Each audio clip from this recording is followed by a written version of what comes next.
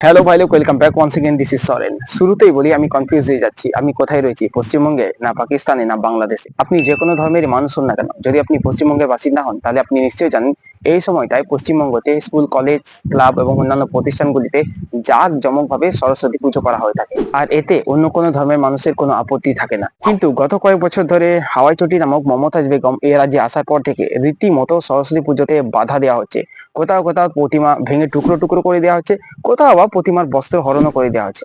আবার কোথাও কোথাও স্কুলে সরস্বতী পুজো করলে হেডমাস্টারকে 24 ঘন্টার মধ্যে বদলি করে দেওয়ারও হুমকি দেওয়া হচ্ছে। আবার কোথাও কোথাও সরস্বতী পুজো করলে তো রেপ করে দেওয়ারও হুমকি দেওয়া হচ্ছে। আমি শুধু ভাবছি, যারা এই সরস্বতী পুজো করলে রেপ করে দেওয়ার হুমকি দিচ্ছে তারা আদেও কোনো ধর্ম মানে তো? জানি না। আসলে এরা কোনো ধর্মই মানে না, এরা হলো রেপিস্ট, জাস্ট রেপ করার একটা বাহানা চাই। না হলে কেউ কি বলে যে সরস্বতী পুজো করলে রেপ করে দেবে? সরস্বতী পুজো তো আমাদের রাজ্যে যুগ যুগ ধরে হয়ে আসছে, কই এর আগে তো এত ঝামেলা হয়নি। আসলে ব্যাপারটা কি বলতো ভাই লোক, হাওয়াই চটি নামক ওই মমতাজ বেগম উনাদের একটু বেশি আস্কারা দিয়ে দিয়েছেন। ঠিক বলেছো। মমতাজ বেগম যখন আমাদের রাজ্যে মুখ্যমন্ত্রী ছিল না, তখন আমাদের রাজ্যে সরস্বতী পুজো জাঁকজমক এবং শান্তপূর্ণ ভাবেই হতো। তাহলে এখন কেন হচ্ছে না? জানি না। চলো তবে ভাই লোক, আর দেরি না করে তারই দু একটা নমুনা দেখে নেওয়া যাক। আপনার 24 ঘন্টাও লাগবে না, 24 ঘন্টা আপনি ভক্তর এইভাবে কথা বলছেন, এইভাবে কথা বলছেন কেন? আমি কি তো ভাই লোক, পরিষ্কার দেখা যাচ্ছে একজন অভদ্র লোক স্কুলে ঢুকে হেডমাস্টারকে হুমকি দিচ্ছে, যদি স্কুলে সরস্বতী পুজো করা হয় তাহলে হেডমাস্টারকে 24 ঘন্টার মধ্যে বদলি করে দেবে। শুধু তাই নয়, অকথ্য ভাষায় গালাগালিও করছে। তবে ভাই লোক, আমার মনে এখানে একটা প্রশ্ন থেকেই যাচ্ছে, আদেও সে ভারতীয় বা পশ্চিমবঙ্গের বাসিন্দা তো? কারণ সে পশ্চিমবঙ্গের বাসিন্দা হলে তাহলে সে নিশ্চয়ই জানে এই সময় পশ্চিমবঙ্গের স্কুল, কলেজ, ক্লাব বা অন্যান্য প্রতিষ্ঠানগুলোতে সরস্বতী পুজো করা হয়ে থাকে। আর তাই আমার মতে তার আদেও ভারতীয় নাগরিকত্ব আছে কিনা সেই নিয়ে একটু তদন্ত করা উচিত। আজ সরস্বতী পুজো করতে গিয়ে বাধা দিচ্ছে, কাল হয়তো দুর্গাপুজো, কালী পুজো করতে বাধা দেবে না, এটাই স্বাভাবিক। নিঃসন্দেহে তুই ঠিক কথা বলেছিস। এই যে আমার বাপ চাচার বাপ আমলের থেকে মানে দাদা আমলের থেকে এখানে কোনো পুজো হয় না। হ্যাঁ, এইভাবে তাতে পাশে আমার পাশে একটা বড় একটা মজার শরীফ আছে, এই দেখতে পাচ্ছেন পুরো মজার শরীফ। হ্যাঁ, এখানে এই যে দেখেন ক্যামেরাম্যান আছে, দেখেন এই যে পুরো মজার শরীফ। এমনি মাইক বাজারি টোটাল কবরস্থানে নিষেধ, এটা পুরো নিষেধ। তো অতএব এই জায়গাটায় কোনো পুজো হবে না, কিছু হবে না, আর আজও হয়নি, হবে না। প্রথম বক্তব্য এটাই। এটা কোনো কথার কথা হলো যে দীর্ঘদিন ধরে ওখানে সরস্বতী পুজো হয়নি বলে এখনো করতে দেওয়া হবে না? আচ্ছা ধরুন ওখানে আগে কোনো স্কুল, কলেজ বা হসপিটাল ছিল না, তা এখন যদি সেটা করা হয় তাহলে সেক্ষেত্রে একই কথা বলবেন যে এখানে দীর্ঘদিন ধরে কোনো স্কুল, কলেজ, হসপিটাল ছিল না, তাই নতুন করে তৈরি করতে দেওয়া হবে না? কারণ স্কুল, কলেজ, হসপিটাল তৈরি হওয়ার পর সেখানে মানুষের আসা যাওয়া হবে এবং সেখান থেকে চিৎকার চেঁচামেচি আওয়াজ আসবেই। নিঃসন্দেহে তুই ঠিক কথা বলেছিস। ওরা যদি বলতো যে এখানে পুজো হলে মাইক আসতে বাজাতে হবে তাহলে তাও মেনে নেওয়া যেত।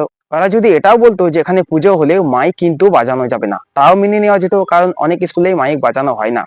কিন্তু একেবারেই যে পুজো করতে দেবো না, সেটা কিন্তু একটু বেশিই বাড়াবাড়ি হয়ে গেল আমার মতে।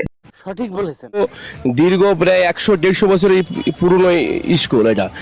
দীর্ঘ 100-150 বছরের পুরনো স্কুল বলেন কি? দেশ স্বাধীন হয়েছে কত বছর হচ্ছে সেটা জানেন তো? দেশ স্বাধীন হয়েছে এখনো 80 বছর পর্যন্ত হয়নি, আর আপনি বলে দিলেন স্কুলটা 100-150 বছরের পুরনো স্কুল। বলছি দাদা, যা কিছু বলছেন একটু ভেবেচিন্তে বলুন, নাহলে লোকে আপনাকে পাগল বলবে। যে এ তো গেল স্কুল, এবার কলেজের ব্যাপারটা একটু দেখে নেওয়া যাক। কিছু বহিরাগত যারা আর কি বাইরের লোক, বেসিক্যালি মোহাম্মদ সাব্বির আলী এবং গ্রুপ, ওই জায়গার তোলাবাজ, তারা কলেজের ভেতরে ঢুকে আমাদের সরস্বতী পুজোকে প্রিভেন্ট করার চেষ্টা করে। মেয়েদের তারা রেপ থ্রেট দেয়, ডেথ থ্রেট দেয়, বলে যে বাড়িতে ছেলে ঢুকিয়ে দেবো, ইত্যাদি ইত্যাদি, আরও অনেক বাজে বাজে ভাষায় তারা গালিগালাজ করে। দেখো ভাই লোক, কিভাবে এরা দাদাগিরি করছে। স্কুলে সরস্বতী পুজো করলে হেডমাস্টারকে 24 ঘন্টার মধ্যে বদলি করে দেওয়ার হুমকি দিচ্ছে, আবার কলেজে সরস্বতী পুজো করলে সেখানে রেপ করার হুমকি, মার্ডার করার হুমকি, বাড়িতে ছেলে ঢুকিয়ে দেওয়া হবে বলে আরো কত রকম হুমকি দেওয়া হচ্ছে। তাহলে দেখো ভাই লোক, রাজ্যে কি করুণ পরিস্থিতিতে রয়েছে। তবে এসব দেখে মনে হচ্ছে আগামী বছর দুর্গাপুজো করতেও বাধা আসলেও আসতে পারে। তবে আমাদের চটি পিসি বলেছিল, ধর্ম যার যার, উৎসব সবার। কর্ম যার যার নিজের, উৎসব কিন্তু সবার। মুখ্যমন্ত্রী স্বয়ং কথা বলেছিলেন, কিন্তু তাহলে তার চেলারা এসব মানছে না কেন? এর থেকে পরিষ্কার বোঝা যাচ্ছে তারা তাদের ক্ষমতার অপব্যবহার করছে। তাহলে এসব ঘটনা কি চটি পিসির কানে পৌঁছাচ্ছে না? নিশ্চয়ই পৌঁছাচ্ছে। তাহলে তারপরে উনি কেন অ্যাকশন নিচ্ছেন না? কারণ দাঙ্গাকারীরা যে তাদের দলেরই লোক। উনি পরিষ্কার বলে দিয়েছেন যে যে গরু দুধ দেয় তার লাথি খাওয়া ভালো। তাহলে যে গরু দুধ দিচ্ছে তার লাথি তো খাবেনি, মানে তাদের মাস্তানিতেও তিনি চুপ থাকবেন। যদিও জানা গেছে এই জায়গাগুলোতে সরস্বতী পুজো হচ্ছে, তবে সাধারণভাবে বা শান্তিপূর্ণভাবে নয়, সেখানে পুলিশ মোতায়েন করে। তাহলে ভাবো ভাই লোক, রাজ্যে কি করুণ পরিস্থিতি। সরস্বতী পুজো করা হচ্ছে, তাও শান্তিপূর্ণভাবে নয় বা স্বাধীনভাবে করতে পারছে না, সেখানে পুলিশকে গার্ড দিতে হচ্ছে। তাহলে ভাবো ভাই লোক, এর থেকে দুঃখের খবর আর কি হতে পারে। হ্যাঁ আছে তো, এর থেকেও দুঃখের খবর আরো হতে পারে। এই যেমন সরস্বতী ঠাকুরের মূর্তি ভাঙা, সরস্বতী ঠাকুরের বস্ত্র হরণ করা, আরো কত কি। সকালবেলা ভোরবেলা আমরা বেরিয়ে ঠাকুর ঠাকুর দেখতে এসে আমরা এই জিনিসটা দেখলাম, ঠাকুরকে পুরো ঠাকুরের গায়ে কোনো রকম বস্ত্র নেই, আর চারিদিকে কামড়ানোর দাগ। এই দেখুন, চারিদিকে কামড়ানোর দাগ। ঠাকুরের গায়ে কোনো বস্ত্র নেই আর চারিদিকে কামড়ের দাগ। আমি একটু আগে বলেছিলাম না, ওরা কোনো ধর্মের মানুষ হতে পারে না, ওরা রেপিস্ট মাত্র।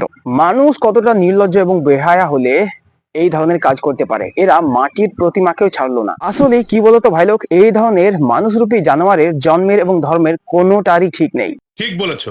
আজ মাটির প্রতিমার সাথে এমনটা করেছে, কাল আমার বা আপনার বাড়ির মহিলার সাথে এমনটা করবে। সময় থাকতে বলছি ভাই লোক, জাগো ভাই জাগো, আর না হলে সেই ভয়াবহ দিন কিন্তু খুব শীঘ্রই এগিয়ে আসছে। এখন যদি রুখে না দাঁড়াতে পারো, তাহলে ভবিষ্যতে হয়তো বাড়ির মহিলাকে মাঝরাতে তাদের কাছে পিঠে বানানোর জন্য পাঠাতে হতে পারে। আর আমার এই কথাগুলোর সাথে সহমত হলে চ্যানেলটি সাবস্ক্রাইব করুন আর কমেন্টে আপনার মতামত জানান। এবার সরস্বতী ঠাকুরের মূর্তি ভেঙে দেবার অভিযোগ উঠল। এর আগে হিন্দু দেবদেবীর মূর্তি ভাঙার অভিযোগে বাংলাদেশের বিভিন্ন জায়গায় উত্তপ্ত হয়ে উঠেছিল পরিস্থিতি।